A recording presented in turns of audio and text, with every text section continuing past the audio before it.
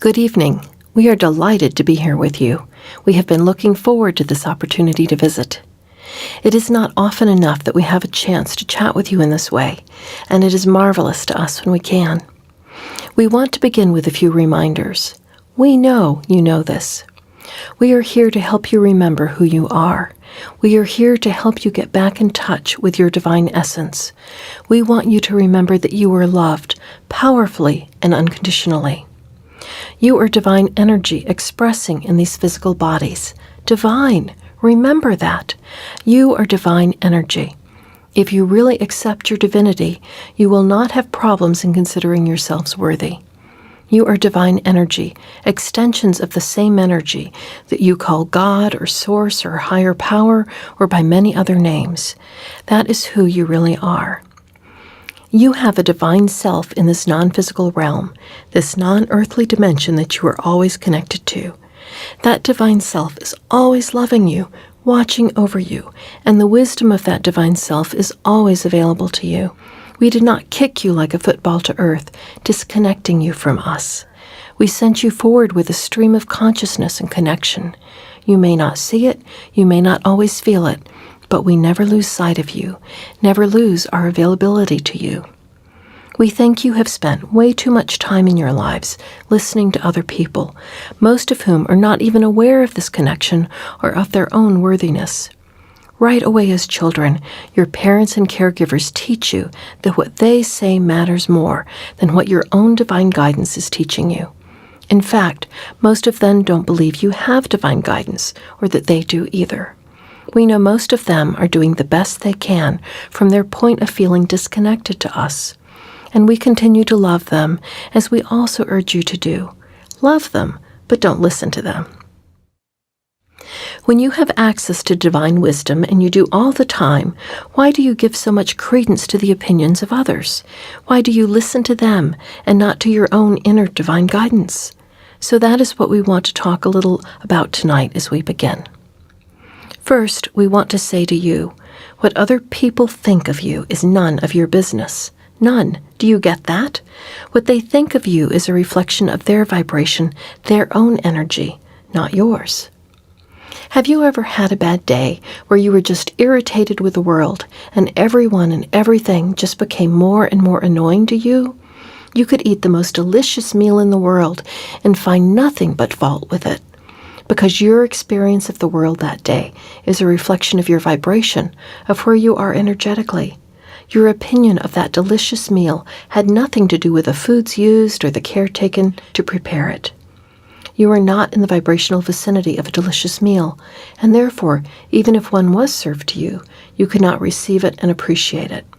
What other people think of you is a reflection of their own vibration, of what they are offering. It really has nothing to do with you. So we will repeat, what other people think of you is not your business. Don't make it your business by giving it your attention. 2, and we know you are not going to like this one as much. What you think of other people is a reflection of your vibration and none of their business. You humans love to run around expressing your opinions about this and that. You talk endlessly about your opinions. You blog, you tweet, you talk or write to anyone who will pretend to listen. Yes, there is a lot of pretend listening going on too. Your opinion is a reflection of where you are vibrationally. Anyone who understands vibration will appreciate that. When you are sharing your opinion about something, what you are really doing is just putting to words a reflection of where your vibration is. You are saying to the world, this is where I am vibrationally at this moment. You are just broadcasting it to the world on whatever topic you are rambling about. So we will go back to the example of a delicious meal. Whatever you are saying about that meal is a reflection of where you are energetically. So, if you are on a frequency of appreciation, you will find things to appreciate. It does not matter what the meal is. You will find aspects to appreciate. If you are on a frequency of impatience, you will say, for example, it took too long to prepare or serve, or it is taking too long to eat. You are just putting words to show those around you, or yourself, this is where my frequency is in this moment. If you are not sure where your frequency is, then just listen to your thoughts before you open your mouth to share them. And you may want to consider then if you are aware that is your frequency, and secondly, if you want everyone else to know that is your frequency. You are where you are in that moment, yes, but do you want more of it? Do you want more of that frequency in your life? Sharing opinions with others will exacerbate the frequency you are on. It will magnify it, intensify it. So you are building more of that frequency as you talk and reflect. So just think before you complain about a meal, do I want more to complain about in my life? Because that is the end result of exaggerating a frequency of complaint. Or you might ask yourself, do I want to shift myself now to a higher frequency? You may not be able to move yourself all the way up to appreciation if you are not already there or close to it. You may offer a hollow attempt or two, but then if you keep talking, you may find you did not shift your frequency and you are complaining again. So we would say, if you do not want more of what you are going to say, of more things to match that frequency, then we would simply not talk, not share our opinions. Some of your grandmothers used to say, if you can't say something nice about someone, it is better to say nothing at all. And we would echo that about everything and everyone in your lives. Being silent is better than offering a negative opinion. Now, we are not trying to talk you out of contrast. Knowing what you don't want can help clarify what you do. You may not like a flavor of ice cream, for instance, and that is just fine. But you don't try to, we hope, talk other people out of liking it because you don't. You don't try to talk the ice cream store out of carrying it because you don't like it. You simply choose another flavor you do like. Now we know this is easier to talk about using ice cream as an example. It is harder if we switch the discussion to something like politics or religion. And we say, the ice cream store gets to serve Democrats and Republicans and independents and many other political flavors, many other vibrations. You don't get to ask the ice cream store to stop carrying the flavors you don't like. They all get to be in the ice cream store.